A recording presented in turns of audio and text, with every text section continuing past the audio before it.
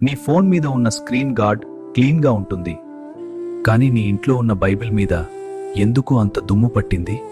లోకపు వార్తలు చదవడానికి, సోషల్ మీడియా పోస్టులు చూడటానికి గంటలు గంటలు సమయం ఉంటుంది. మరి నీ ప్రాణాన్ని కాపాడే దేవుని వాక్యం తీయడానికి ఒక్క నిమిషం కూడా లేదా? బాప్తిస్మం తీసుకున్న రోజు నీ వాక్యమే నా పాదములకు దీపం అన్నావు. మరిప్పుడు ఆ దీపం ఆరిపోయి చీకటిలో ఎందుకు తడబడుతున్నావు? వాక్యం లేని క్రైస్తవుడు, తూటాలు లేని తుపాకీ లాంటివాడు.